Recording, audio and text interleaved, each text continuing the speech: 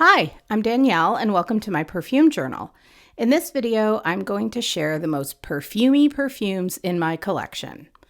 So a while back, I described a perfume to someone as being very perfumey, and I got a lot of head scratching and confused looks. And I was like, well, it's perfumey. And they were like, no, I don't know what you're talking about. So that got me thinking, how would I describe the word perfumey to someone who doesn't know our secret knock to get into the underground special perfume vocabulary club? And so I went ahead and did my own head scratching. And the best way that I can possibly describe a perfumey perfume is this. To me, a perfumey perfume gives off that kind of sillage or scent trail that is reminiscent of a duty-free shop at an airport or the fragrance section of a big department store. You know how the air is permeated with that scent of a million atomizers going off at once?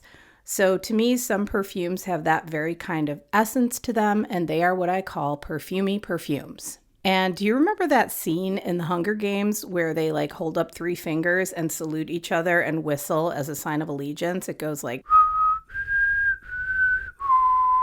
So now that is exactly how I feel whenever I hear someone else use the word perfumey to describe a perfume. So the first perfumey perfume in my collection goes way back to the early 2000s, and it's Burberry Brit. This is the original bottle in the smaller plaid pattern, and this would actually be considered vintage now. I've had this perfume for so long that the top has also gone missing. So anyway, the bottle's a little bit different, but the perfume is still so gorgeous. This has notes of pear and almond and vanilla.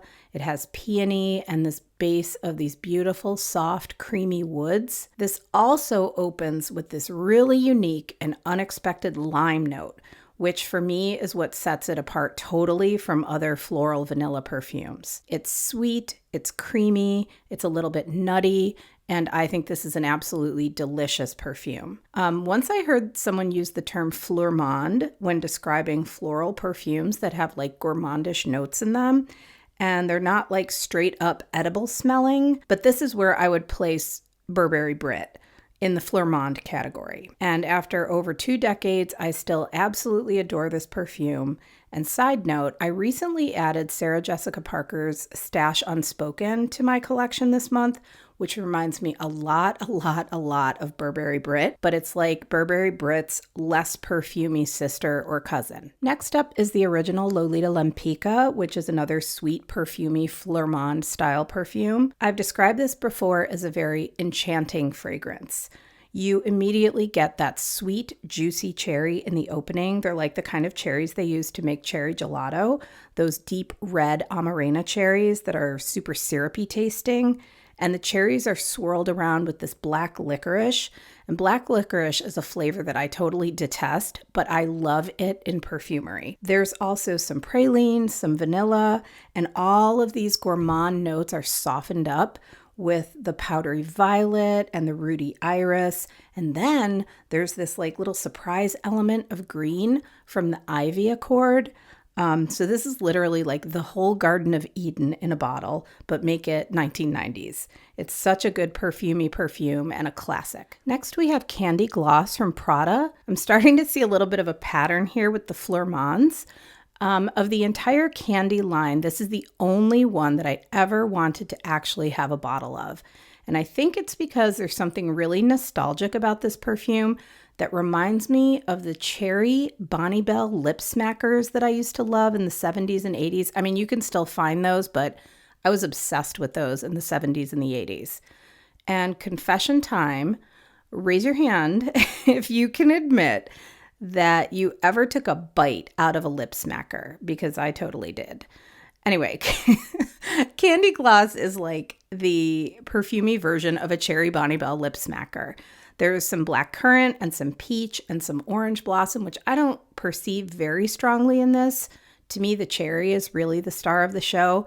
And it all sits on this fluffy bed of heliotrope, and there's some benzoin and some musks. This is definitely one of my least serious perfumes in my entire collection. Super fun and super perfumey. This is a little travel size of the EDP of Angel Muse from Mugler. So this is discontinued. It's kind of hard to find.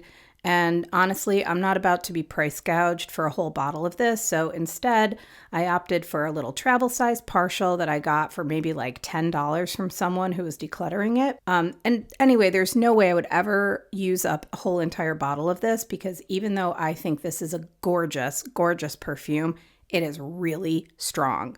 And personally, I have to be a little bit careful around the strong ones, because if I overspray, I'm going to end up with a 3-day headache.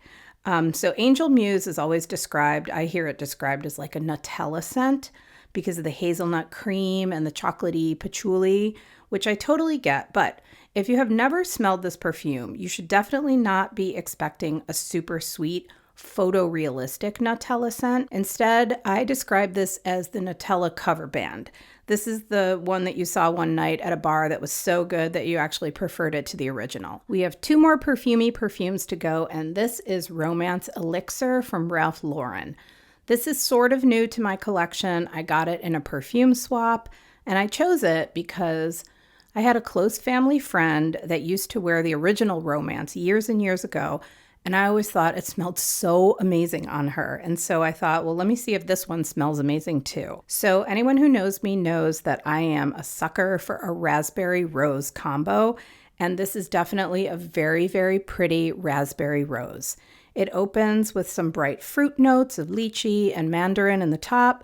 There's a little bit of powderiness in this from the violet, but I would not call this like a cosmetic or a lipsticky rose violet. It's really a lot fruitier than that.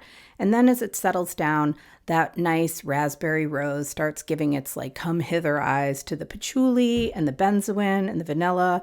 And it's very sultry, it's very perfumey, and it's extremely long lasting. And the final Perfumey perfume I'm sharing today is the Judy Garland perfume in the limited edition birthday bottle. But I'm actually kind of mad that I didn't get the original bottle because it harkens back to her outfit in her iconic Get Happy number where she's in the like black tuxedo jacket and the fedora.